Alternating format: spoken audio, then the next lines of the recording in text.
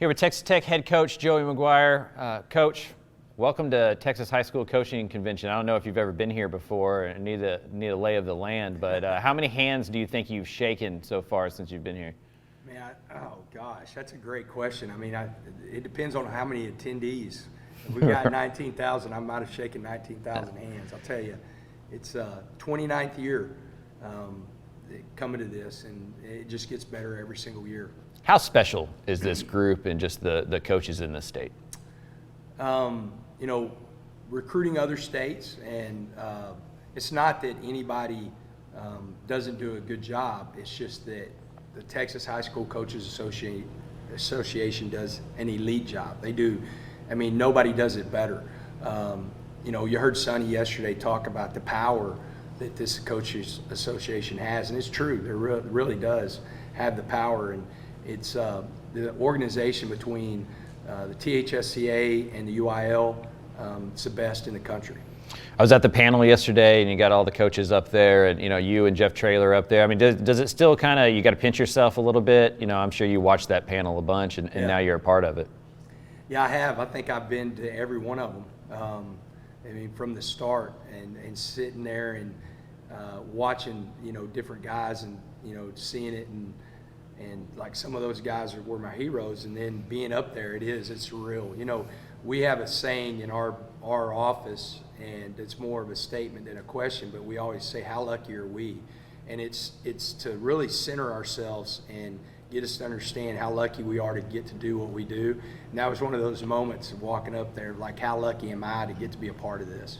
How important is it for this state to kind of keep control of that in ways that other states have lost it? Oh, it's the most important thing that's going on right now in our future. I mean, our future are these kids, these guys that are athletes, the female and male athletes that we have in this state that do the hard things. In the world we live in right now, there's so many easy ways out, and there's not an easy way out off a softball field. There's not an easy way out off a baseball field or football practice. I mean, there's not. And so I think it's so important that what we do, I heard D.W. Rutledge say it so many years ago, they're standing in the gap for these young people. And what's so great, the state that we're in, the organization that we have, you're doing it the right way. You're doing it for your hometown. Mm-hmm. You're creating so much, tradition and pride, and it's not that way in a lot of other states.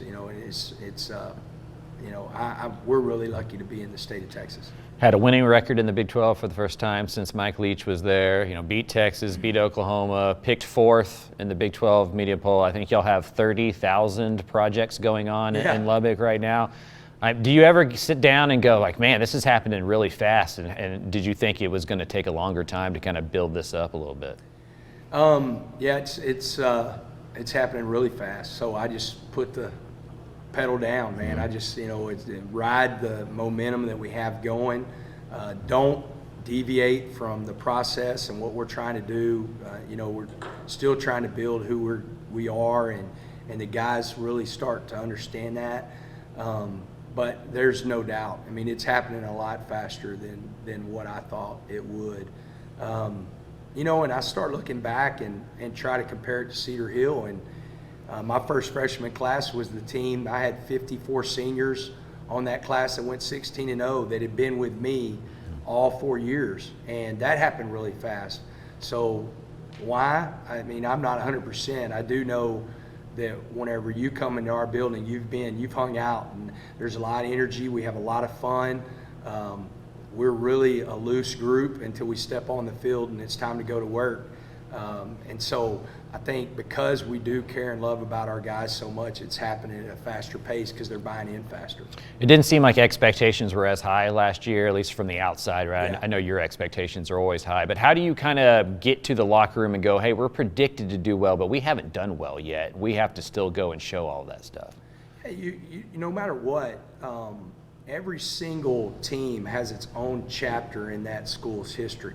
And no matter what you did last year, that was last year. I mean, some of those guys are not there anymore that made those plays, and then, you know, you're different. And so you appreciate and celebrate what the team last year did, but we're past that point. We're now moving into what this year's team can become. And it's my job. I get that. Like some people were saying, like, this expectations, or do you like it? Do you not like it? I love it. Because one, I want our guys to believe and understand that we can do something great. And it's my job to temper and make sure that we understand we have to do X, Y, and Z to be great. And I would rather have it that way than none at all. And that comes from, you know, being around some great coaches that I saw how they did it, and really studying how they're doing it. Quick story. We lose it in 2012. We have everybody coming back. We win it in 2013. We have everybody coming back. And I drove to San Marcos, and I did it twice in my career. I drove to San Marcos to sit down face-to-face with D.W. Rutledge. And I said, how did you win it back-to-back? What do I need to know? And he just handed me a book. He said, read this. And it was Pat Riley's book. And he goes, this is what you need to know.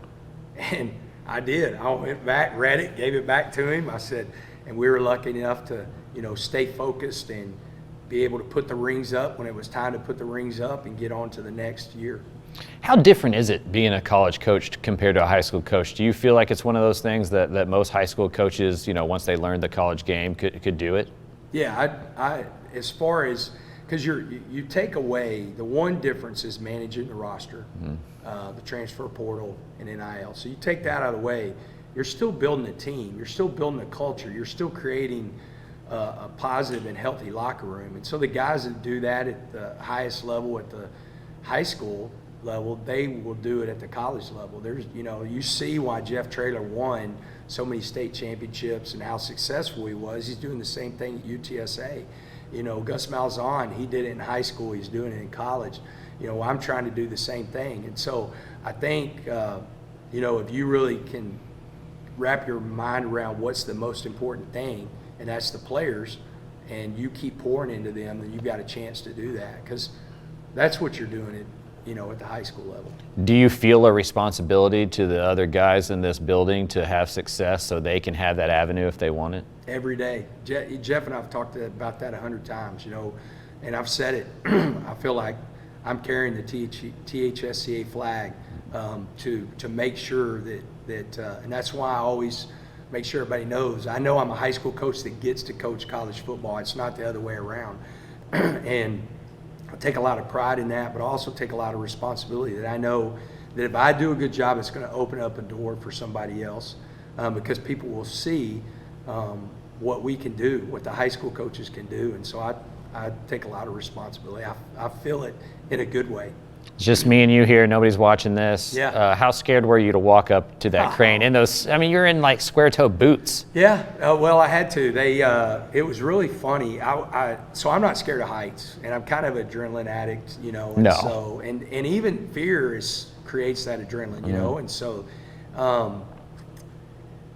when I went and met with the safety officer, and I was like, oh, this is kind of real. Like they're doing some things that I didn't expect. And I talked to Dowdy, and he's like, okay, you got to wear boots, you got to wear jeans. And then they gave me a hard hat, and they gave me these glasses, and I'm wearing this vest. And it was a little bit like, okay, this is getting real. But man, it was really cool. You asked them to bungee off of it, I right? did. I would like to do that. I've done a 185. I've bungeed off a 185-foot platform. That was 220. I think that'd be good. You know, so Kenny Perry, everybody knows, is my best friend. So we had a deal, not this spring break, but last spring break, that we were going to go skydiving. And he had done it before, and I've always wanted to do it. And a couple of days before, you probably know this, I got bucked off a horse at the Houston Rodeo, and I hurt my back. Not terribly bad. I thought it was really bad, but not bad. And so we're getting ready for spring ball the next week, and we're going to parachute, you know, like 2 days before spring ball. And I called him. I said, look, I'm not trying to be soft, but I'm not going to do this because my back is already jacked up, and if something goes wrong, it's going to really. So I've got to do that. I haven't done that, and I want to do it really bad. What was his response when you told him that? You're soft. He did hurt. You're not the brand. Well, here's the deal. He hurt his knee. And so afterwards, I was like, see, I told you. I knew something was going to happen. And so I'll do it at some point. I saw Garret walking around.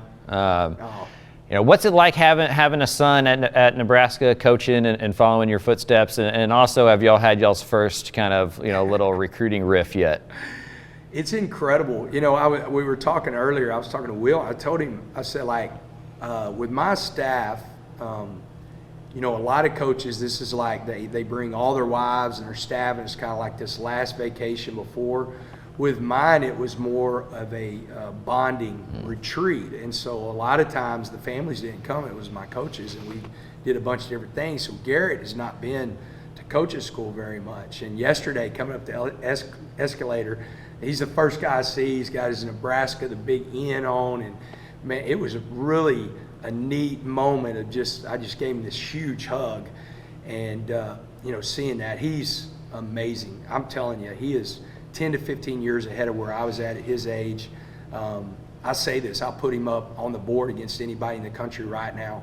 And, I'm not a betting man, but I think I'd win that. He's an elite coach. But what has been cool, you ask about recruiting, is during the week that Reagan was getting married, he recruited Dallas. And so we were staying at Debbie's parents', and I'd hear him talk to kids every night. And just how he relates, how he speaks to them, the things, the questions he asks. And he's an outside the box guy too. Like, he'll talk football, but he'll say, hey, we're through talking football, let's talk this.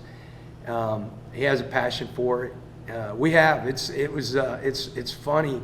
We are going to go head to head because Matt Rule does such a great job recruiting the state of Texas, and he understands the importance of the state and the brand of football that we play here. And so there's been a couple of times we've got on the phone, and it's funny, where do you think this guy's going? It's us and you. Debbie does not like it at all. At all. She's, we're a very, very close family. And, she's talking to our kids every single day, and Garret and I talk every single day, and Reagan and I are texting all the time because she's, her schedule and my schedule is a little bit different, and so it's caused a little bit of friction in the McGuire home, but it's all fun, man. It's good.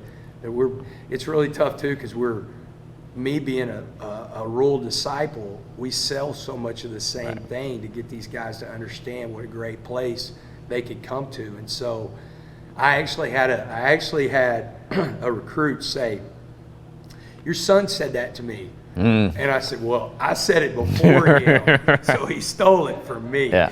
And then I had a parent who came, and the week before, he goes, man, I could close my eyes and I could hear your son right now because we do talk very similar. And so it's a lot of fun. Thank goodness Debbie's around to kind of keep. No doubt. She's the one that puts the referee. all of it. No doubt. All right, Coach. Appreciate your time. Thank you very much. Absolutely. Appreciate y'all.